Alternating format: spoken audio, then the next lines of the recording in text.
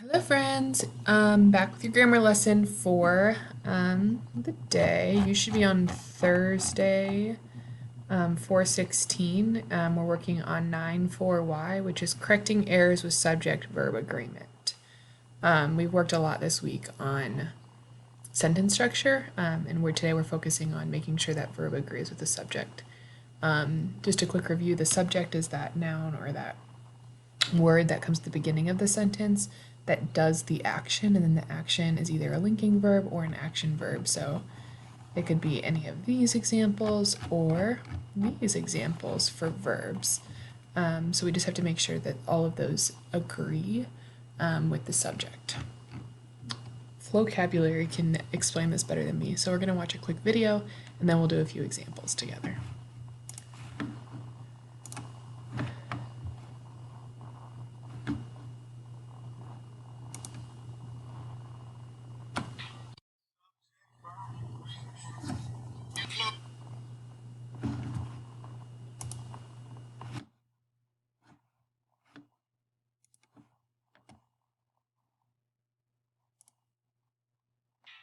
Subject verb agreement. You know how to treat it. Plural subjects go with plural verbs, and single subjects with singular verbs. How do a subject and a verb agree? They gotta agree about numbers, believe. Single subjects go with singular verbs. Subjects and verbs are both types of words. The subject is who or what does the action. The verb is the action that happens. Like the rat eats on the subway tracks. The verb is eats, and the subject is rat. Eats is the singular form of the verb to eat, and that's one of the rats that came in from the street. But if more rats scamper underground, we'll have to switch the form of to eat around. The rats eat on the subway tracks. The verb is eat, and the subject is rats. Since rats is plural, we change the action word. Eat is a plural form of the verb. Okay. What about if the subject is I? I eat a lot of cheese, not gonna lie. I is singular, there's only one of me. So why the rat eats and I eat? The rules change based on point of view. I and we are first person, second person is you, and third person is he, she, it, they, and rat. The rules that make subjects and verbs to match change with the point of view of the subject. Along the same lines, you might also suspect rules change based on the tense of the verb. Here we're only dealing with present tense words. Subject verb agreement. You know how to treat it.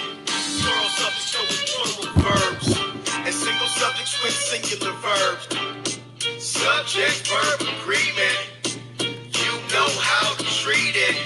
Plural subjects go with plural verbs, and single subjects, yeah, you know how it goes. With most verbs that end in a consonant, you can add an S in present tense. Okay. Then you'll have the third person singular form of the verb. Like for example, he squirms. But for verbs that end in O, they get different treatment. If you didn't know, for agreement in third person present tense, most verbs ending in O get an ES. So it's they do, and she does. Does she do kinda sound wrong? These are all present tense verbs I've chosen. That means the action's happening right in this moment. If we were to talk about past tense, the song would double or triple in length. So pay attention to what you typically hear. For a lot of these rules, you can rely on your ear. As a teacher or ask the internet too. There are times when we won't follow these rules. In casual English, say you're hanging with friends, you might not see subject-verb agreement. Your speech may change based on who you're with. And in books or lyrics, you might see this. There are many different ways that people speak at different times, like with friends or family. When I'm writing a paper, or in a classroom, or answering questions in a job interview, I make sure my subjects and verbs are grammatical. But in everyday life, my speech is adaptable. Subject verb agreement. You know how to treat it. Plural subjects go with plural verbs, and single subjects with singular verbs. Subject verb agreement. You know how to treat it. Plural subjects go with plural verbs, and single subjects, yeah, you know how it goes. Alrighty. I think the main takeaway from that video is that sometimes we talk in a way that is not like grammatically correct. It doesn't mean it's wrong, but it's not the way that you write. So you have to shift the way that you talk and write depending on who you're around or what you're writing or talking, what you're writing for or who you're talking to. So this might be a little bit trickier because you're just so used to using like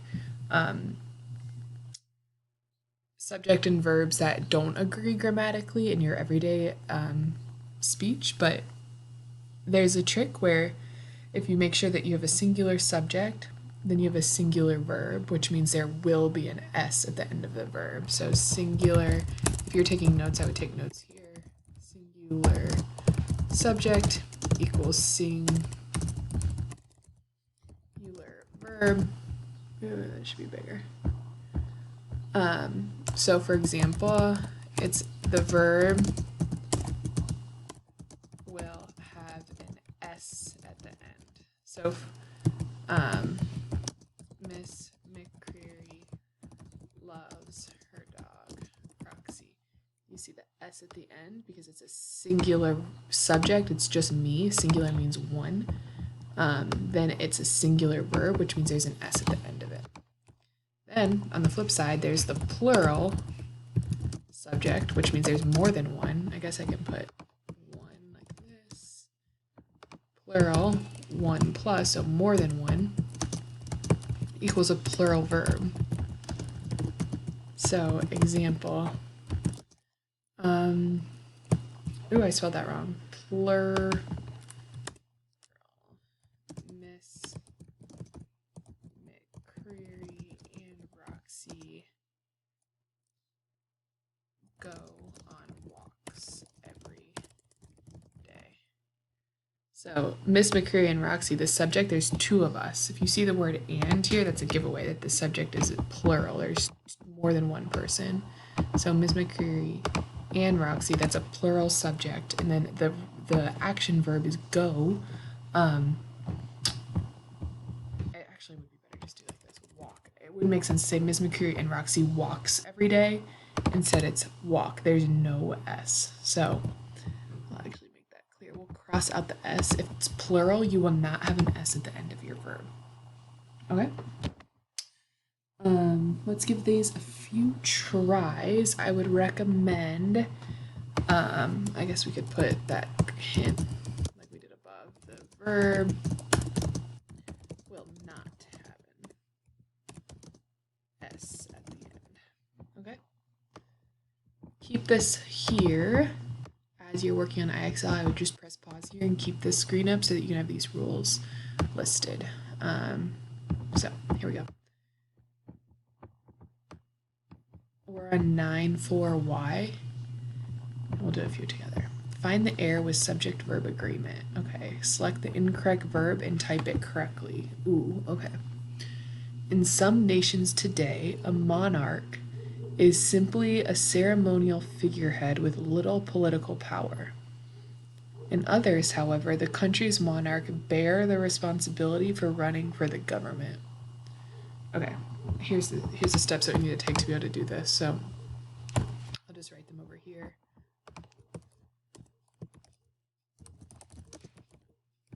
One, you got to find the subjects. So in this example, what do we got? A monarch. So I see, yeah, a monarch is a subject. Remember, we're focused on independent clauses. So if there's ever a dependent clause, like something with that starts a sentence with a comma, don't worry about that. You won't find subject and predicate in those. So a monarch is my first subject, and then next I have to do is, for this one, I'll find the verb.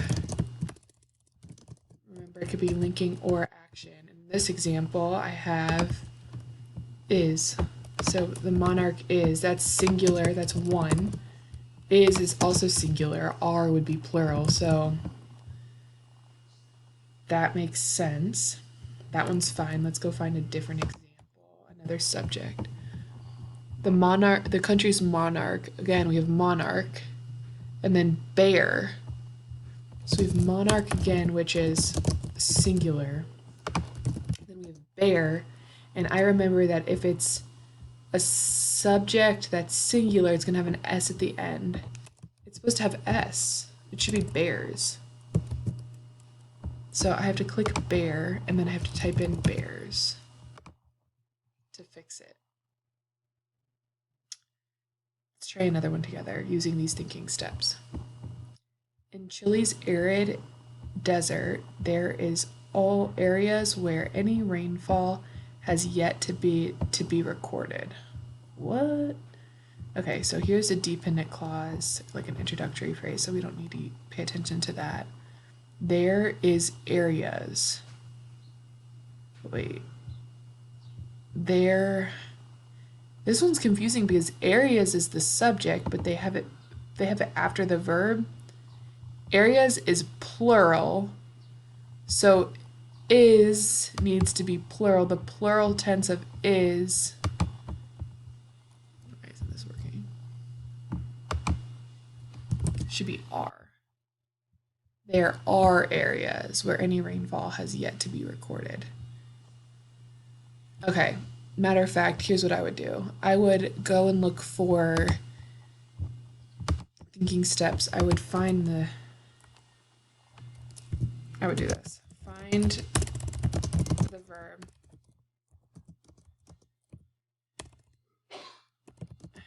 Determine if they are singular or plural. And then ask yourself, is the subject singular or plural? That's my dog snoring.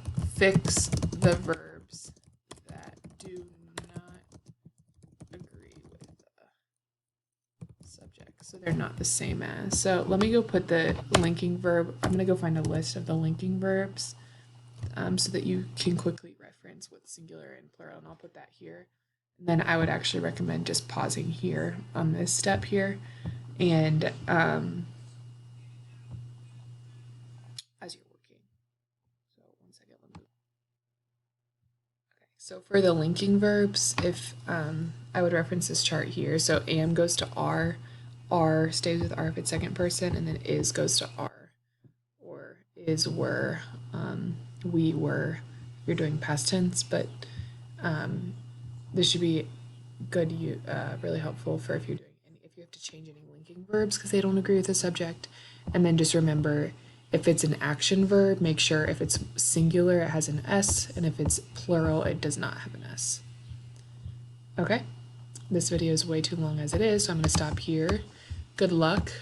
Call me, text me, beat me, whatever. If you're stuck on this one, I am willing to help anybody. Thank you so much for all of your hard work already. I miss and love you all.